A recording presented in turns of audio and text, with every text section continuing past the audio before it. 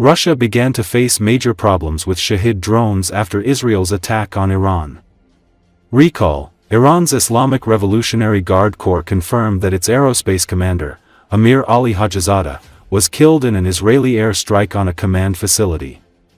Hajizadeh was sanctioned by the European Union in 2022 for overseeing Tehran's supply of Shahed-type drones to Russia for use in its war against Ukraine, which have become a key component of Moscow's war against Ukraine. He played a central role in advancing Iran's drone and missile capabilities, meeting with then-Russian Defense Minister Sergei Shoigu in 2023 to showcase Iranian weapons. Along with North Korea, Iran has been a key ally to Russia during its full-scale war against Ukraine, providing thousands of Shahed strike drones and short-range ballistic missiles. The drones, cheap and packed with explosives, have become a central weapon in Russia's aerial assaults on Ukraine since their introduction in late 2022. Known for flying long distances before slamming into targets, they are now mass-produced by Russia and launched in near-nightly waves to overwhelm Ukrainian air defenses. Iran has been one of Russia's key allies during the course of the full-scale invasion, second only to that of North Korea. Russia's default weapon for its near-nightly barrages of Ukrainian cities are variations of the Iranian-designed Shahed drone, imported versions of which first appeared in Ukraine skies in October 2022. Since then, attacks have only escalated and recent mass strikes have seen nearly 500 Shahed-type drones launched per night. Events in Iran to have an effect on Russia's ability to launch mass drone strikes. But Russia has set up factories on its own territory to produce Iranian Shahed drones under license.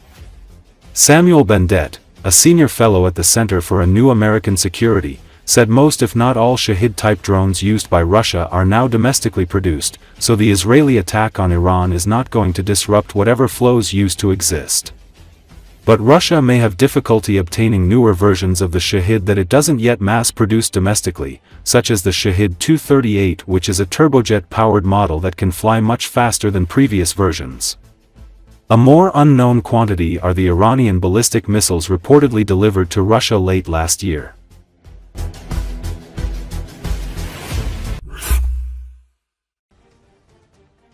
Russian dictator Vladimir Putin and his entourage are very scared by Israel's operation against Iran. The Kremlin fears a repeat of this attack against them. This opinion was expressed by Russian political strategist Stanislav Belkovsky in an interview with The Resource and Graham Sounded. The expert noted that the Israelis, during their operation against Iran, repeated the tactics of the Ukrainian spider's web. Iran is disappearing as an important supplier of ballistic missiles and drones to Russia. Iran will have no time for Moscow now. As a military ally, it is losing its former significance for Moscow. But this is not the most terrible thing for the Kremlin now. Israel leaked, publishing the scenario of the special operation that was carried out on Iranian territory, and as a result of which, as we know, several senior military leaders were killed, including the chief of the General Staff of the Iranian Armed Forces and the commander of the IRGC, and up to 10 leading scientists who were involved in the nuclear program. All these people were eliminated by drones deployed on Iranian territory. According to the scenario and plot, this is a repeat of Operation Spider's Web, which the Ukrainian Special Services carried out on Russian territory on June the 1st.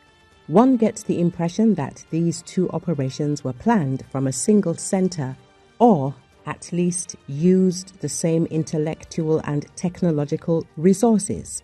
And this instills genuine awe in the Kremlin masters. Is there a car with drones not far from their residence? Belkovsky said. He believes that after such a weakening of Iran, US President Donald Trump can turn up the heat on Putin, forcing him to make peace with Ukraine. It is noteworthy that the Russian authorities have already rushed to condemn Israel's massive strike on Iran. The Russian Foreign Ministry cynically accused Jerusalem of an unprovoked strike on peacefully sleeping citizens and of destroying peace in the region. Israel's military campaign against Iran's nuclear facilities, missile arsenal, and senior leadership is expected to last for at least 14 days, a senior Israeli official has told the Wall Street Journal. The official noted that the extended time frame reflects Israel's strategic goal of delivering sustained and comprehensive damage beyond what could be achieved in a single wave of airstrikes. The operation aims to significantly degrade Iran's nuclear program while simultaneously targeting military infrastructure and leadership figures, thereby reducing the likelihood of an organized retaliatory response. This strategy mirrors previous Israeli military campaigns, particularly its long-term operations against Hezbollah in Lebanon, where Israel sought to weaken the group's capabilities through a combination of targeted strikes and prolonged pressure, the source said.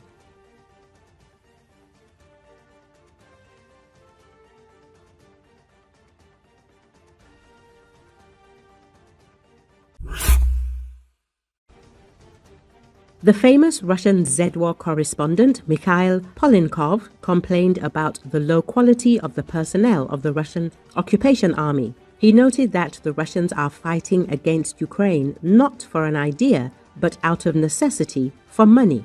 The Russian army today is a gathering of prisoners, dependents, and the poor, burdened with numerous loans. In addition, according to the Z Patriot, they are also deceived by Kremlin propaganda about the real state of affairs at the front. There were truly ideological ones in 2014 and in 22 when the SVO began. They really went in order to win. Now there is no longer a goal of liberating Kiev, Odessa. This is why those who have problems with money go there, first of all, and they go without realizing what they are going for, what is actually happening there, because they get information from TV. Polinkov said, "Doctors in Russia say Russian President Vladimir Putin's soldiers are coming home as aggressive zombies. A large number are now alcoholics or drug addicts who have to embrace the violence and cruelty they saw on the front line. Meanwhile, Russia has focused its war economy on the invasion. Western sanctions and isolation in the markets have not prevented the Kremlin from devoting most of its productive capacity to armaments. They make missiles in bread factories, assemble ammunition in tractor industries. They try at all costs to resupply themselves.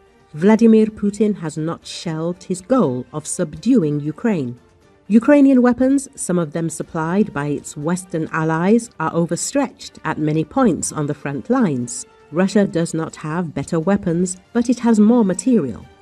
And their strategy is to throw everything at us," explains Yevgeny, one of the soldiers of the 47th, which was established with weapons such as US-made M2 Bradley and German Leopard 2 tanks, supplied by NATO allied countries.